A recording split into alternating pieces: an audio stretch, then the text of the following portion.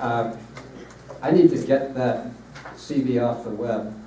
I need to find where it is. Need to find where it is so we can take it down. I actually moved to the Department of Economics at Utah State University a few years ago. So that's where my home is. And Ryan and I have been working together for about 10 years on public lands issues and planning issues. In fact, his master's thesis was on how planning decisions are made in planning commissions, and we just got notification that we're getting that a piece out of that published. What we're interested in is the effects of public lands on local economies. It's sort of the core thing that we do. And so we've done studies where we looked at the effects of public lands on quality of education or perceived quality of education. By the way, if you want people to like your high school, just have a winning football team. That's the big lesson. That's the big lesson we learned in that study. We've looked at the effects of public lands on healthcare provision.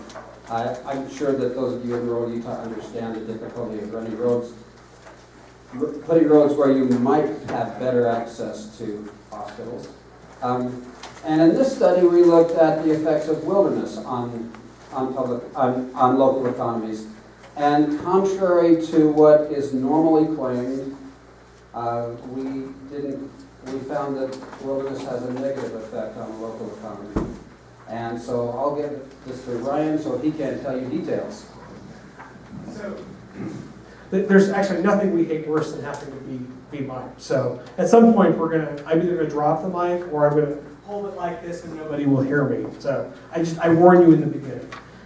So as Randy said, one of the core questions we were interested in for a lot of reasons, but not the least of which is there's probably, Randy, 30 years of literature exploring what wilderness is. Basically, the day the Wilderness Act was passed and implemented, the question came up, what's the impact of this going to be on local communities? And the standard prevailing wisdom for years was that this was a recreation boon, that communities, if they could simply access the unique characteristics of these areas, they could in fact... You're straying outside the vision. I'm outside the vision. As I said, we're sort of awful at this. I'm a wanderer when I teach. It scares students to death because I might be standing over them and I can see that they're not actually taking notes on their laptop. It's amazing what you find they do. But as I was saying, that this all was something that was going on where the question was, how could you make this a recreation boon to your county? I mean, this is the standard line of argument that comes up, that you're going to preserve it and it's going to be a draw. And what we saw as we were looking into this more and more is the type of wilderness that was being designated got to be less and less sort of unique geographic features that were a draw. And in fact, most of those weren't actually being designated as wilderness. Those were becoming national parks that do have a draw. But that, in fact, this sort of myth of the recreation draw was highly unlikely to actually come out. And so our question was, if we were to take a sample over time, look over about a 10 to 15 year period, what would be the impact we would find on wilderness? And so we're just going to start right through. So this is stuff that we've talked about over the last, as Randy said, decade. But I'm going to walk you through 3 key projects, and then based on the discussion we walked in on, I'll just tip you to some other work that we've done that may be of interest if you have an interest in energy. So to start off with the wilderness project that we're talking about, I'm sure most of you know what wilderness is. There's actually some technical definitions out of the Wilderness Act of 1964. And it's not an unfair statement, I think, that I have, which is one of the most contentious issues in land management in the recent past. There have been, some of the nastiest fights, right, Randy, have come out over wilderness, over what the designation will be. If you'll simply look across a lot of southern Utah and eastern Utah, if you're from those counties, you know the fight. You've watched them develop over time. And there are widely different claims about what the impact of wilderness is, about the economic impact in particular. So there's one, so I'm going to present this as two sides. There's actually probably 50 sides to this, but they can be divided basically into two camps. The first camp is environmentalist claims. So this is the Wilderness Society's claims. They argue that designated wilderness areas and public lands generate a range of economic benefits to individuals, communities, and the nation, among them the attraction and retention of residents and businesses. And the Sonora Institute does them one better, makes an even bolder claim, that in fact wilderness, national parks, and national monuments, never mind those are three radically different land management schemes, and other protected public lands set aside for their wild land characteristics can and do play an important role in stimulating economic growth. And the more protected, the better. So the higher level of legal protection, the better. So this is one side. By the way,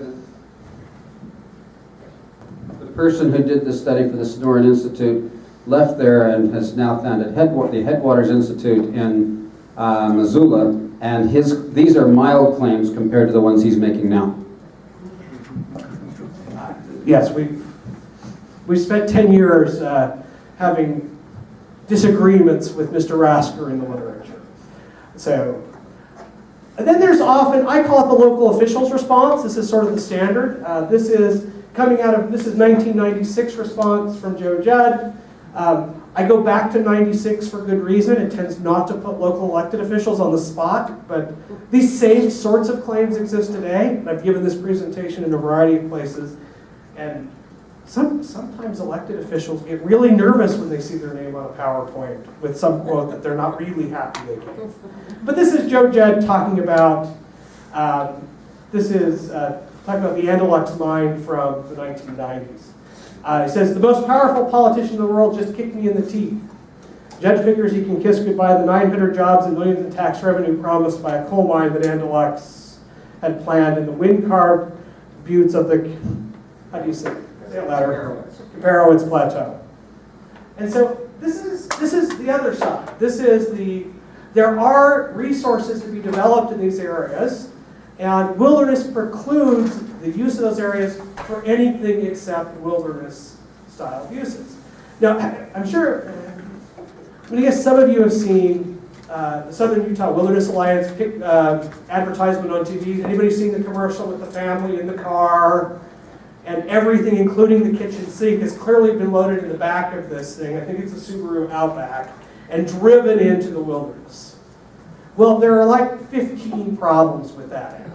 Not the least of which is you can't drive a car into a wilderness area. You also don't have an established campsite in one. And so the restrictions on wilderness in that sense are relatively strong. Development is essentially off the table in wilderness areas. And they're to be used basically only for recreation, some limited grazing, although that's often on the table and being argued about, and a relatively small number of other things. But essentially no development can happen in the wilderness area. So, we decided, and I've cut out all of what Brian, who's in the back, Brian's the co-author on this, in the back of the room, what he calls fancy math. It's my favorite line. I've used it now since we did this study. But here's what we find. Because our question was, all right, who's right? And it was nice. Both sides gave us really clear hypotheses about what should happen with wilderness. There was an answer. Either side had strong statement about what should happen, and so we could test this empirically using data. So we drew together a data set of all 3,000 U.S. counties across the whole country, so that we were comparing across the entire universe, and identified, using GIS, which counties had declared wilderness areas or wilderness study areas inside their boundaries. We include wilderness study areas because they're managed exactly like wilderness. There's no substantive difference, but these results hold even if we were to exclude them. So what we find. So we looked at household income and total business activity and tax receipts in the county. So we used 3 basic variables trying to measure economic impact. And so what we found was that in wilderness counties, when we compare them to non-wilderness counties, even controlling for the whole host of other things that could matter, all the things we could come up with. If you look at this, it's a laundry list model. The rule of thumb is normally you don't throw everything, including the kitchen sink, in, but in this we did, so that there were lots of possible explanations that were accounted for. And that comparison, we find average household income about $1,500 less, $1,446, in wilderness counties compared to non-wilderness counties, controlling for a whole bunch of other variables. We also find that total payroll is about $37,500 in less in wilderness compared to non-wilderness counties. And interestingly, this one is relatively small, but county tax receipts in those wilderness counties are also estimated about $93,000 less than their non-wilderness counterparts. Now, a short aside on the statistics to get us here. Because the question we're asking this is, we're always asking the null hypothesis of no effect. Can we reject that null hypothesis, either of the environmentalist claim, which is that there is a positive effect, or the other side, which is that there's a negative effect? And so we asked that question. We fully expected when we started doing this, we thought we would get a whole bunch of insignificant results that are not in fact statistically valid. We come down sort of theoretically on the side where we expect, because of the restriction, there to be a potential negative impact, but we were fairly well convinced we wouldn't find it statistically. We didn't think there would be enough variation to actually be able to say it, but instead what we found was a strong, consistent negative impact of wilderness the effect of wilderness in counties when we compare them to those without. So that's the first little bit of stuff. Anything else you want to add there, Randy? No. Okay. Any questions about that up to this point? We all knew it already. You all do it already. It's again, I've given this presentation a lot of places, and the only time we ever sort of get stunned looks is when somehow we get put on basically an environmentalist panel, and then I feel like we're going to get run out of town on the rail. But it's not a terribly big surprise for those involved in local government. Those in rural Utah in particular are familiar with the impact of wilderness. They get what wilderness is. You want to say something, I think, there, Andy? I can watch I it. think Brian became the poster child.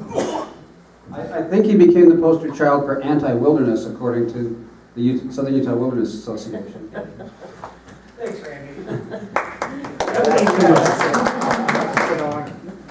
It was a big day when I was denounced by Stuart. I actually taped it to my office door. But this only gives us sort of this meta level. And so one of the other things we worked on, incidentally, this is a copy of the paper you have. It's been accepted for publication, so it's been through the standard peer review process.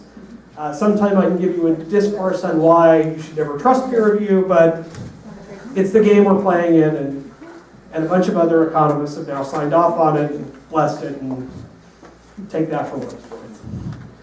The other question we found that kept coming up is, okay, so wilderness is it's highly restrictive. It's designed to take these wild places that are remote, untrammeled by man, and in fact, there's other types of land management schemes going on, and everybody's favorite land management scheme in Utah is the one that comes out of the Grand Staircase Escalante National Monument Declaration. So I'm going to guess all of you probably remember this in the 1990s. This is what Commissioner Judd was talking about in the quote I showed earlier. And that is, President Clinton, in the midst of a re-election campaign, goes to Arizona and declares a national monument that covers a good chunk of Utah. Superb politics. I mean, in terms of his re-election campaign, God bless whoever told him to do it that way, because it was genius. The problem is, it created a bunch of headaches for Utah. And so one of the questions that we were interested in asking is, what's the actual effect been of the Grand Staircase now 10 years on? Because we now have 10 years of data. After the declaration, we can try to actually answer some of the claims about the positive impacts that those on the environmental side have argued. And we have 10 years of good data before, so we don't have this natural experiment that we can look at. So there's basically the picture of the Grand Staircase Escalante monument. It's all the blue. It's very large. I don't remember. Do you remember how many acres it is, Randy? 1.6 million. How many? 1.6 million acres. 1.6 million acres. It's enormous. And it was hastily put together so that in the actual declaration, a number of private property owners somehow got included in the national monument. I find it's a fascinating side note to have to deal with individual landowners that somehow had their private lands declared a national monument. It's a whole other paper to be done there. But there are a ton of lands that were just lumped in with it in the creation. So there were a ton of claims about what this would do. Now, there is no doubt that parts of the Grand Staircase Escalante are beautiful, unique geographic formations. Has anybody ever been down there? We spent a little bit of time down there on one trip. It's beautiful. It is remote country. It is. Well, there is a strip that's beautiful. There are pieces of it that are beautiful. Sorry. And then there's a whole bunch of Sand and sagebrush. ugly, is what I'm going to use. Yeah, Brian? And one anecdote, I mean, Garfield County Commissioners will happily point out this is where the original Planet of the Apes was filmed, right? To give you some indication of its nature.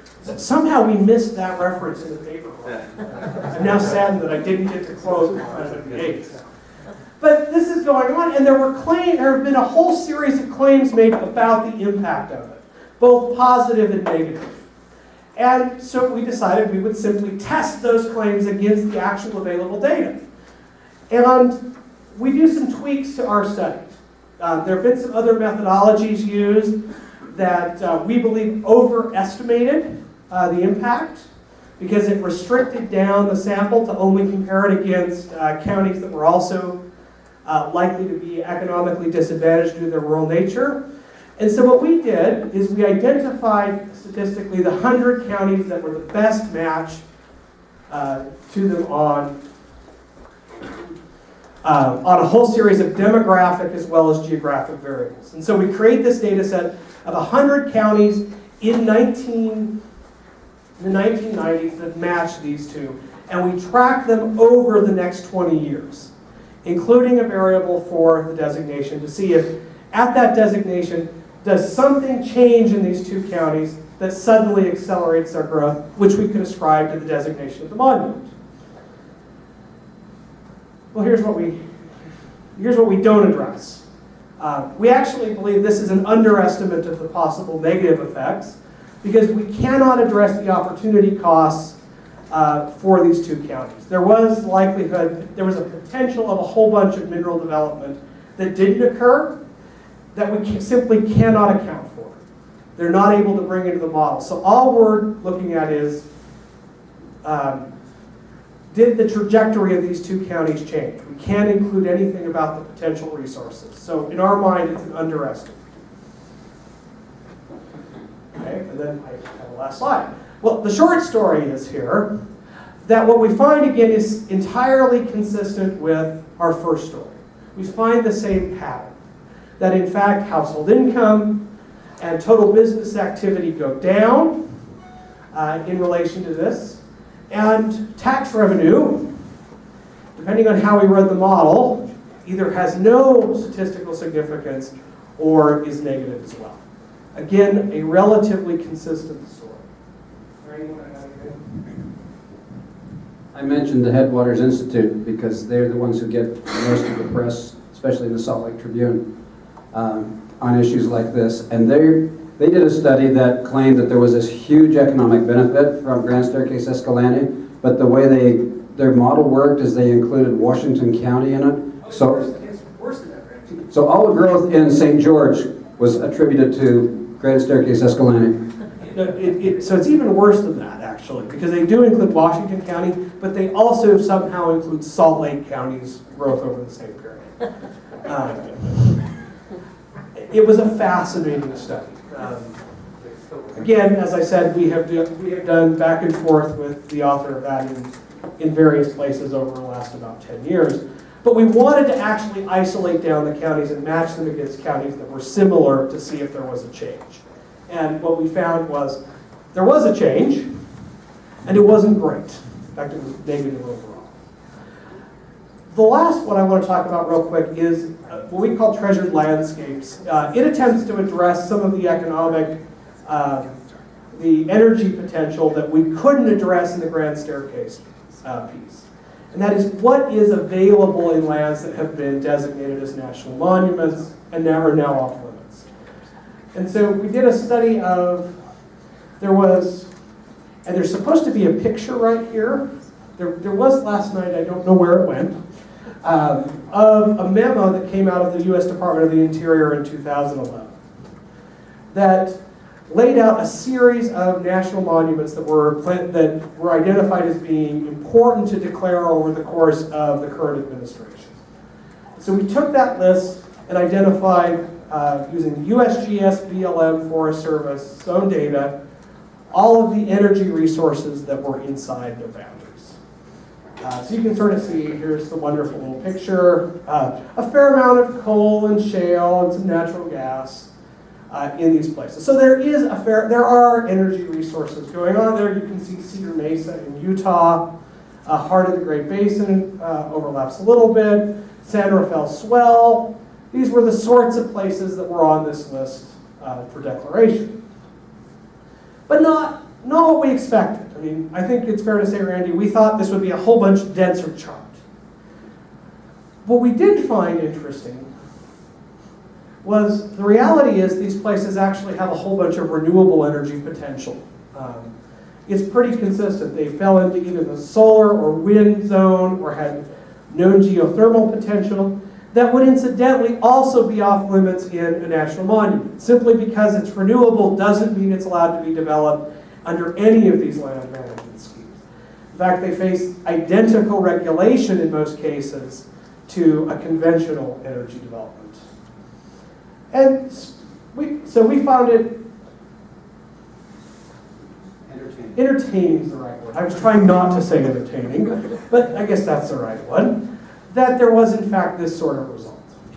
Anything you want to add to that, Randy? No. Okay. It's nice green. It creates what we call green be green. And this is the slide I would normally have dropped out, but I'm going to actually talk about it given your last panel. Because out of treasured landscapes, out of that entire study, what we discovered as we learned more about it was there is a conflict between the aspirations of green energy. We've all heard them. We all are, in fact, bombarded with them, that we want to have renewable energy. And in fact, in general, if it made good economic and environmental sense, we'd be for green energy. I think that's a safe bet to say. I live in a solar home. He does live in a solar home. I built it in 1980. He was living in a solar home before it was in the latest round of cool. But what we discovered in looking at this is most of those green energy aspirations are stifled not by people's unwillingness to engage with renewable energy, but by the regulatory process. If you've had a windmill sited in your county, or a solar farm, or a geothermal plant, all the same regulations apply if they're done on federal lands. And given Utah's, what's the percentage, Brian? Of what? Federal land in Utah. 66%. 66-ish%. I'm so glad he's here. 66 or so percent of Utah.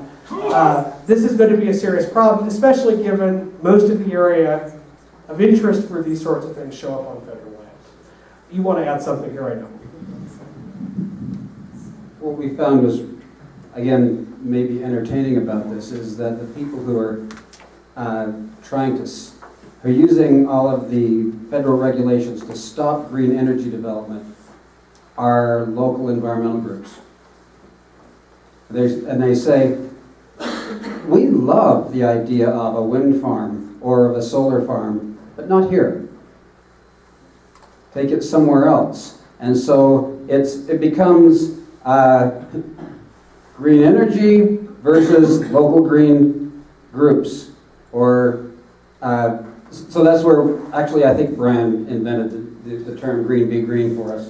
But so it becomes, we went to the hearing on the solar energy zones for the BLM, and heard person after person representing environmental groups saying, we really do love it, it's going to be great, but just not here. Brian, how many of them were proposed and how many were opposed? You've got a graphic actually on the next slide, I think.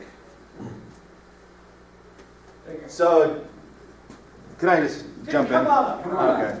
Come on down. All right. Sorry, I got here late. I'm Brian Steed. Nice to work with these guys. He now works with Congressman Stewart. I'm the chief of staff, so we'll talk about that later. If anyone has any issues with the second district, let's talk. So essentially the process went like this. The solar energy folks said, hey, we should have some places to develop solar energy, and the BLM said, great, let's do that. And so the BLM decided, they went out and they said, how much of our land is actually physically able to develop solar energy? And so what you see here, and they looked at Arizona, California, Colorado, Nevada, New Mexico, Utah. We have some graphics here. The big bars, total acres of BLM land. But it turns out that not every acre of BLM land can produce solar energy because there's slope issues, and there's other issues that are involving whether or not you have enough sun that time of year, and altitude, whether you have a lot of snow during that time. And so they determined that in fact not all of those areas were able to develop solar energy. And so they identified on the yellow the solar energy production zones. So those are the areas that had the physical characteristics where you could use this public BLM land for solar energy production. But then they said, well, yeah, that's true.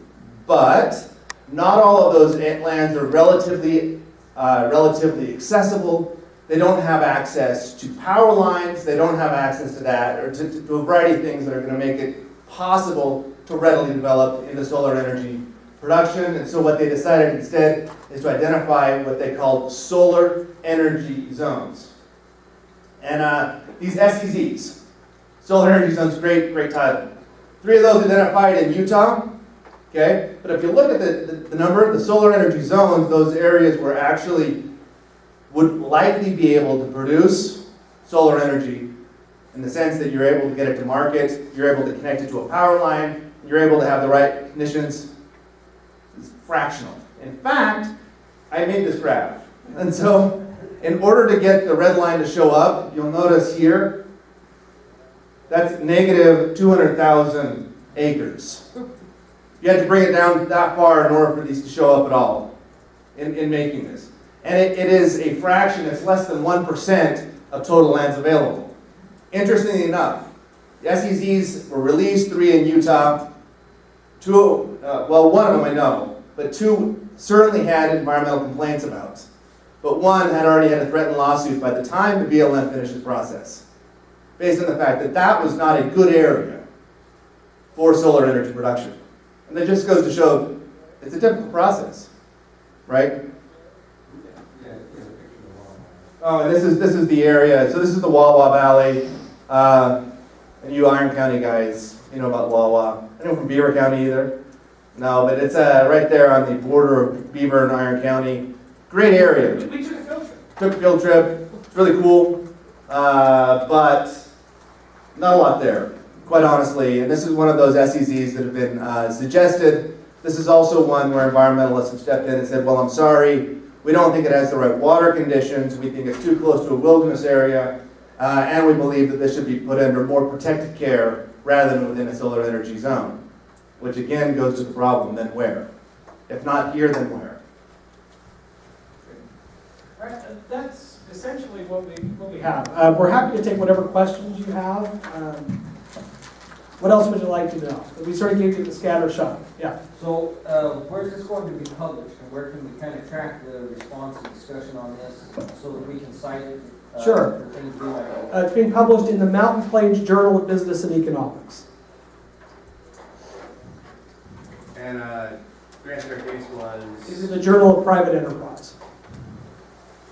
And there's a book, Green versus Green, which lays out the Green v. Green example here has been published by Rutledge Press. It's an academic book, so it's an unpleasant price. If you're in southern Utah, I happen to know that the SUU library has a copy, as does my office. And I think that I tried to buy some, it's like $96 per copy. It's fairly pricey. That's a price for the academic market. If you have interest in it, reach out. I've got cards up here. We can help get you some excerpts from it. Yeah. Do you guys come to the local entities? We're actually doing our grand staircase like in Kane County. We're trying to redo our general plan to get protect grazing. Yeah. Do you guys actually come to meetings or anything to inform the public? If we know there's an interest and we're invited, we're happy to try to make that work. Do you have phone numbers? Or Yeah, I've got a whole stack of cards up here that will make sure you get one. When we try to get one of us there, or we have a number of policy analysts that work with us that are also involved in it.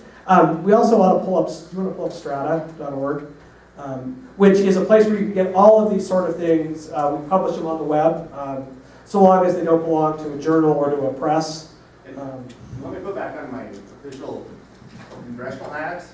We're really happy to help any way we can to keep grazing in the monument. that will be helpful. That's exactly what we're working with. And so, I mean, whatever we can bring to bear there, we're happy to do that, because I think that there is a real threat.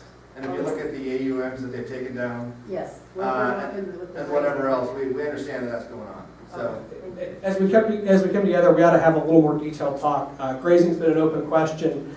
There's a couple of groups that are potentially interested if there's a good solid study that could be done with data from the grazers as well as the publicly available data. They're We doing could probably, EIS right now, so Yeah. we got them down there, so that's why we're kind of. so my guess is we could come up with a way to look at some of that. So let's talk some more. Perfect. So this is strata.org. All this stuff is published up on that website. Click on the publications link, and there's about 100 or so things there that would maybe be of interest to you. So Strata is a 501c3 nonprofit educational foundation that we created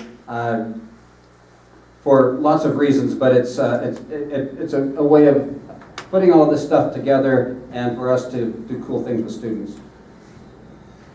So just as a quick mention, so as you say nice things to people like the legislature, higher ed actually, one of the things we do is this has all been done a lot with student labor and their involvement in it. It's amazing what students can do when you get them involved. So, other questions? Yeah. As you described how you did your study, it would seem that the counties that are impacted by all that federal land and the designation of wilderness have been receiving some income from it through PILT, they haven't? well, Did you account for that? You're right. But if we're talking about extra protected lands, there is no additional PILT payment for that in extra protected lands. Brian, can I jump in? Let me just jump in with the way the study accounted for that, because those dollars are actually accounted for inside the model. Okay. So we include them as income, even though there are real doubts about Sure. their use, but they're accounted for inside the model. So these results are all true, even in the face of controlling for PILT payments. Right, including the payments that counties get for this in the fraction of what market value would be. Right. So. And that was even threatened this year, like Garfield and Kane, they're having to find other ways on cases. So, Although it's good for another year. yeah, so had to kind of balance that. After a very extensive fight, which is a conversation for a different day. But, and I will say this as well, again, on the official side, see, they've even separated themselves, right? We don't lobby. Right. So on the official side as well, I can say that PILT is on the radar screen of every Western member of the delegation.